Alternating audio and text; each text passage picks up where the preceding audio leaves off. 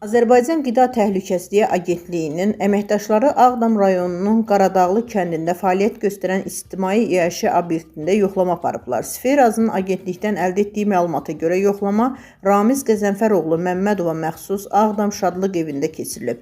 Nəzarət tədbirləri zamanı obyektin fəaliyyəti ilə bağlı bir sıra ciddi nöqsanlar aşkarlanıb. Belə ki, Şadlıq evində qüvvədə olan sanitar texniki və sanitar gigiyenik tələblərin kobud şəkildə pozulduğu müəyyən edilib. Aşkar olunan çatışmamazlıqların həm müəssisədə hazırlanan və təqdim olunan qida məhsullarının təhlükəsizliyinə, həm də istehlakçıların sağlamlığına risk yaratdığı bildirilib.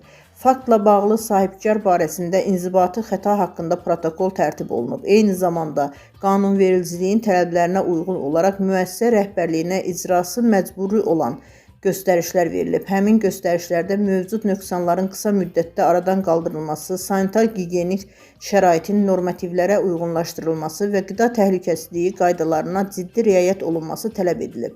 Agentlikdən bildirilib ki, müəyyən edilmiş pozuntular tam şəkildə aradan qaldırılanadək Ağdam Şadlıq evinin fəaliyyəti müvəqqəti olaraq məhdudlaşdırılıb.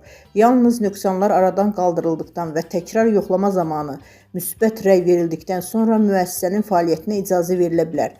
Aktda bir daha ictimai iaşə obyektlərinin sahiblərinə və rəhbərlərinə müraciət edərək qida təhlükəsizliyi, sanitar və gigiyenik tələblərə ciddi əməl etməyin vacibliyini xatırladıb və bu sahədə nəzarət tədbirlərinin davamlı xarakter daşıdığını vurğulayıb.